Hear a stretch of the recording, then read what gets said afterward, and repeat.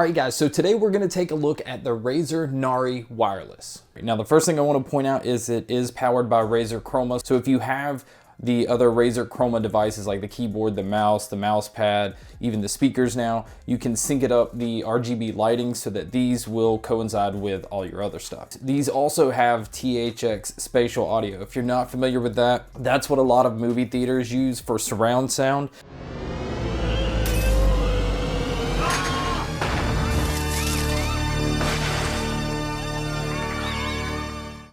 So it should be very good with spatial awareness. All right, so this is, typical Razer packaging. All their packaging kind of looks the same.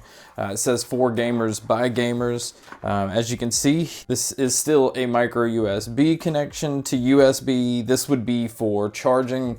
Battery life on these, you will get 14 hours if you're going to use the Chroma lighting on the side, and then you can get 24 hours if you turn that off. All right, so it does come with a headphone cable, so you are able to use this wired into, your phone, your Nintendo Switch, anything that uses a regular 3.5mm cable. Both the cables are a braided fabric cable. All right, so that looks to be it. I'm concerned while they're, oh, you know what? Never mind. I was gonna say that I'm concerned I didn't find the wireless dongle, but this is like the Man of War headset where they hide it into the headset itself. As you can see, it's a 2.4 gigahertz wireless dongle, so you're able to use this into your PC. And I will also check to see if it works wirelessly into the PlayStation 4 as well. Build-wise, it seems as though Razer's kind of taken the suspension headband along with the hard metal or alloy frame. They've used this on a couple of other headsets. Underneath, it's Razer embossed on a kind of a leatherish material. It's very soft, but again, with headphones and ear cups that have this kind of weight, you definitely are gonna want some kind of suspension. Otherwise, that would be a lot of weight on the top of your head. It does have the cables inside, which I am not a fan of, simply because it's exposed cable. This can be cut and then nothing's going to work. These do not pull up and down. They are simply just using the suspension to get the right height on these. They do swivel and lay flat, but they do not fold inward. Now, ear pad material, this is like a micro suede type material right here. This is important because this keeps it cool. It's not the fabric or the leather, which you can see on the side, or the fake leather or whatever this is. It's not that on top, which usually causes your ears to get warm. So this will keep you cool. The opening of the ear pads are large and deep. So your ears will actually sit inside of here. Pretty comfy.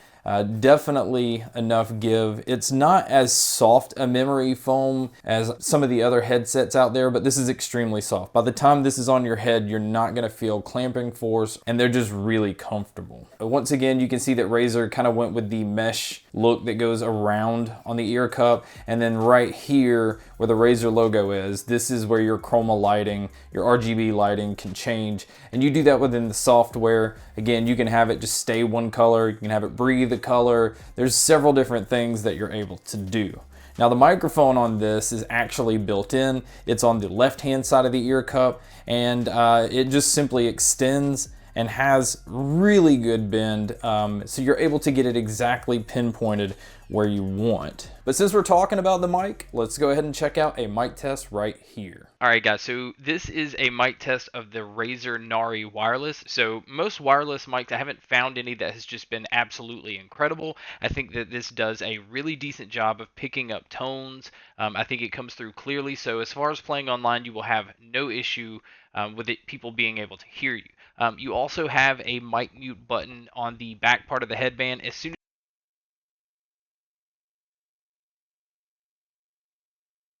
So as soon as you touch it, the tip of the microphone turns red to let you know that it's muted. So that is the mic test of the Razer Nari Wireless.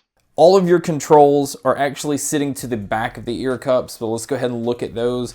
On your right hand side, this is the volume wheel. It has pretty good tension, and it does stop. It's to where some headphones just let you keep rolling and you never know where the max is until it hits like a certain tone.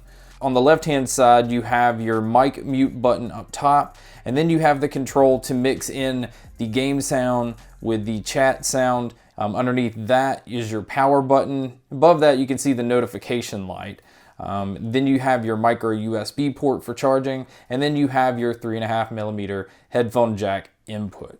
So overall, as far as the looks and the build quality, they basically look like they just kind of pulled from different Razer headsets to build this. But now we're going to talk about the sound, because there's $150 worth the price tag on the Razer Nari Wireless. Well, first off, the best way to describe these things is basically the sound fits the look. It's very big, it's very bold, and what I mean by that is bass impact is thick. It has a lot of low end to it. Sometimes it kind of rolls over into the mids, so I felt like mids were kind of pulled back some. So that means vocals, especially this is more geared on the music side of things, I felt vocals was kind of pulled back. Treble, the highs, everything came through extremely clear. Music with these is where I felt like within the app, you really needed to go in and try to do a lot of adjusting. Now it had its presets built in, but I felt like going into the EQ and playing around, I was able to get more of a sound that I liked. Now with gaming, these things are incredible. They're huge, like I said, so the bass impact with explosions and running into stuff, gunshots, things like that, you're really able to feel. It's quite the sensation to have the feeling of bass just hitting every time something like that happens. Now, because of the THX, the spatial awareness in this is perfect for first-person shooters. You have a really good awareness of where everything is around you. Now, I've used these wirelessly with the PS4, the Nintendo Switch, and my PC. I don't have an Xbox One to test, but there's no reason to think that these won't work. Overall sound is just exciting. It's fun. The awareness that you're able to pick apart with the surround sound, although it's not natural surround sound, it is trying to push this with just 2 speakers on your left and right. But I was still able to tell what direction things were coming in, and had a really good idea of the distance of where people were. So for a wireless headset that you're able to use the USB dongle, which causes 0 lag, and able to also use in wired as well, this is a very, very nice overall headset. I do feel like weight is a little heavy on these. I feel like the bass is a little booming. This is minor nitpicking stuff.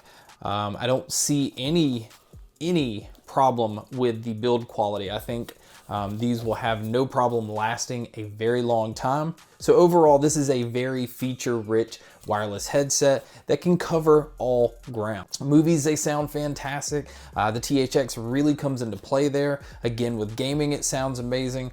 Music, you definitely just want to listen to in stereo mode. The THX surround sound just is playing with it in a way that it shouldn't. But that is my review of the brand new Razer Nari Wireless. So thank you guys so much for checking out this video. Thank you guys so much for checking out all the other videos. And as always, guys, make sure to stay tuned for more.